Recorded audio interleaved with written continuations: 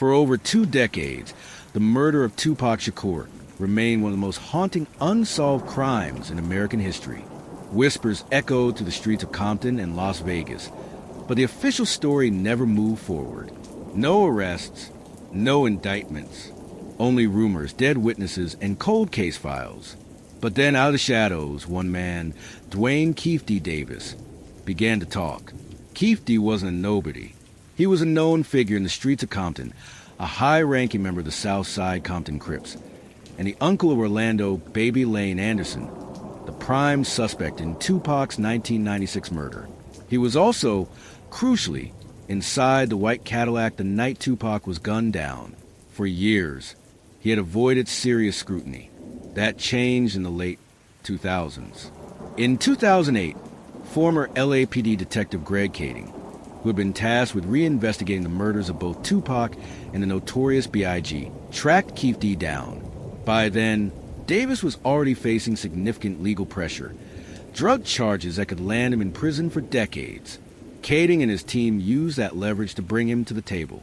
During a videotaped interview, under what's known as a proffer agreement, which means the information couldn't legally be used to charge him, Keefe D admitted to being in the Cadillac on the night of the murder.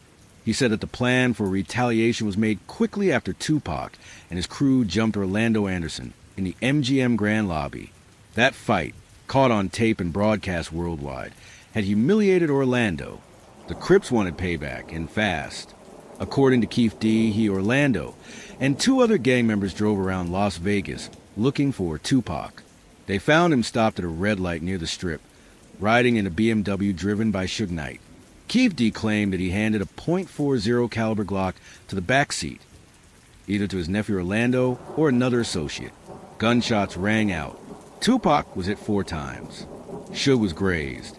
Though this was the most detailed account ever provided by someone directly involved, the proffer agreement protected Keefe D from prosecution at the time.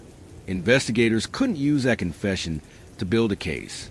And so, for the next several years, the murder of Tupac Shakur remained in limbo. But something unexpected happened. Keefe D kept talking.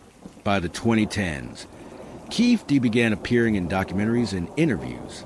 He participated in BET's Death Row Chronicles Netflix specials and YouTube interviews that garnered millions of views. His stories remained largely consistent, but he added color, commentary, and at times, brash arrogance. He portrayed himself as a man who had seen everything, survived it all, and now had nothing to lose. In 2019, Keefe D published a memoir titled Compton Street Legend. It was part autobiography, part street manual, and part murder confessional. In the book, he again described being in the car, passing the gun, and watching the execution unfold. He didn't name the shooter directly, often saying things like, "My nephew handled it." But the implications were unmistakable. What was once a hidden truth had become public spectacle. His motives for speaking out were unclear. Some believed he wanted to control the narrative, to ensure his version of events was the one history would remember. Others thought he was baiting law enforcement, daring them to act. Still others suspected he was simply chasing fame or cash. But as the years passed, Keefe D's public admissions drew more attention, not less. True crime fans online, YouTubers, and journalists dissected every interview, quote, and clip. His statements circulated widely on social media.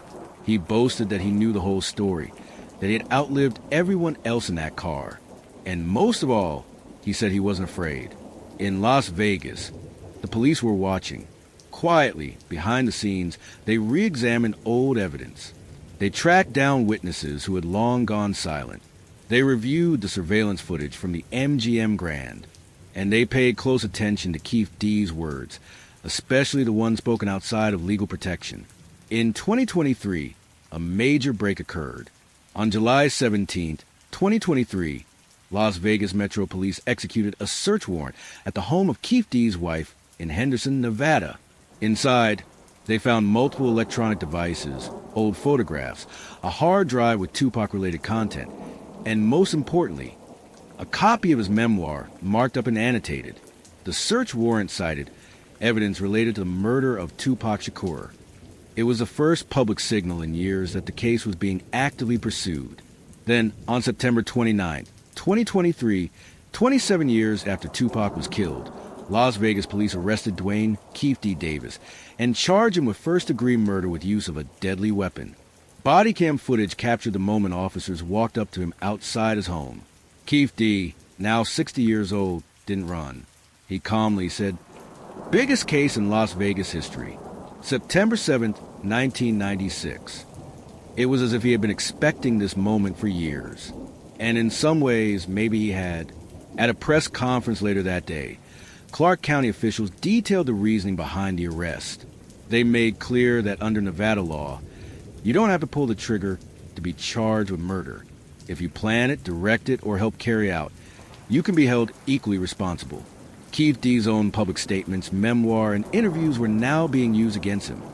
Not protected by proffer, not shielded by time. Keefe D pleaded not guilty. His attorney argued that everything he had said was self-aggrandizing street talk, not admissible evidence. But prosecutors pushed forward. They cited witness statements, ballistics, and motive. For the first time since 1996, someone was sitting in a courtroom facing accountability for the killing of Tupac Shakur. As of 2025, Keefe D remains in jail without bail, awaiting trial, which has been scheduled for February 2026.